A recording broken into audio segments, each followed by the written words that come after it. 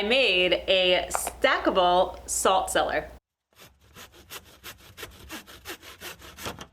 A few years ago, I bought this Marble Stackable Salt Cellar, and I always thought that it was really cool and I could possibly recreate it with wood. The easiest way to do this would be with a lathe, but I don't have a lathe. So I wanted to figure out a way to do this with the tools that I have. So I think I did a pretty good job recreating it. I'm really happy with how it turned out. This is all scrap wood, walnut, white oak, ash, and brass. Let's get started. To make all the circles for this project, I used a 3-inch hole saw. And I started the cut with the pilot bit in the hole saw so that I could safely start the cut of the big round. And then I took out the pilot bit and then I put the hole saw back into my drill press. And then I can continue safely cutting out the pucks that are left over from the hole saw. And that way I don't have a hole going through the center of all of the pucks.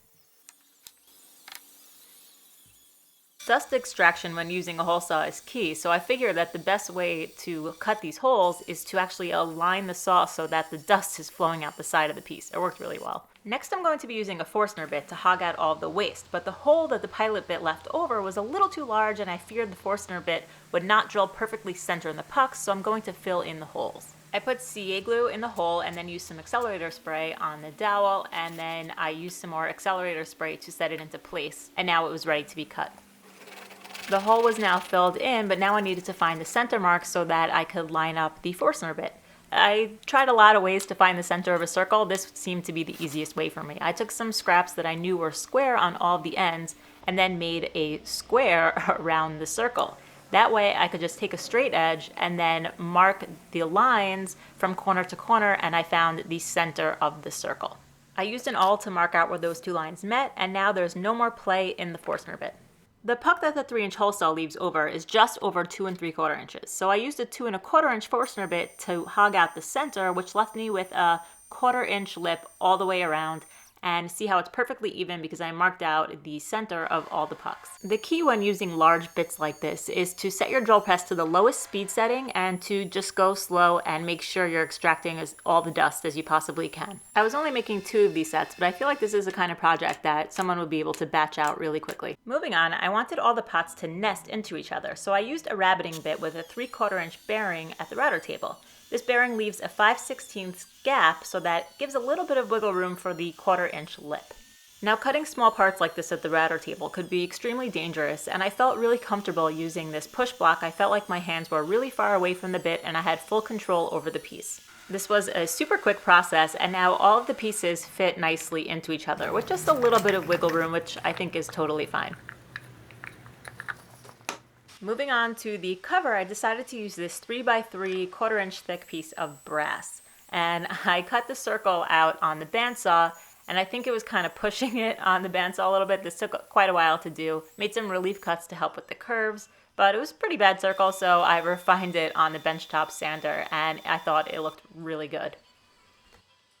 In order for the cover to stay in place, it needs another slightly smaller circle that's going to sit into the pots. So I cut that on the bandsaw from another piece of scrap and then refined it on the benchtop sander once again. Now the 2 pieces for the cover were all cut to shape, and it was just time to refine them a little bit more. I sanded the brass on the benchtop sander again, and I put a slight bevel on the underside using the sander just to make it nice to the touch, and this just looks really cool.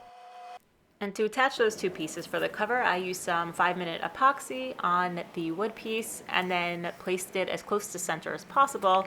And then I used one of the pots for alignment to make sure that it was actually center. And then I clamped it in the center of it and set it off to dry. I sanded everything to 240, then used a tack cloth to get rid of any of the extra dust, and it was time for finish. I used a mineral oil-based food-safe finish and then set it off to dry for 24 hours. If you look inside the pots, you can see a hole from the center of the Forstner bit.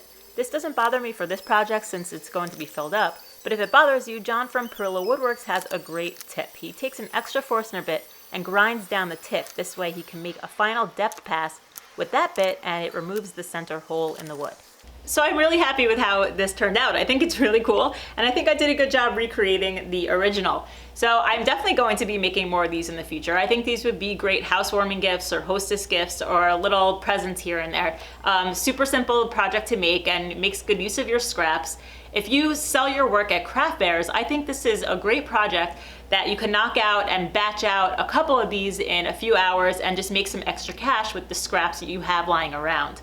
And yes, you can make these on a drill press and a router table like I did, but if you have a lathe and a CNC, this would go even quicker and it would probably be more accurate and less slop. So I'm not really concerned with the slop in the fit because the original that I was basing it off of has the same slop. So I was really just recreating what was there. But if that bothers you and you have those specialty tools, then you could probably get it to fit a little bit tighter. So I love how these turned out, and I'm totally going to be making more of them, but probably not with the brass top. While it looks super cool and I'm really happy with how it's going to look in my kitchen, I think that it's harder to work with and it's more expensive. So moving forward, I will probably make these out of wood. So thank you so much for watching, and I'll see you on the next project. Stackable salt cellar, stackable salt cellar, stackable salt cellar.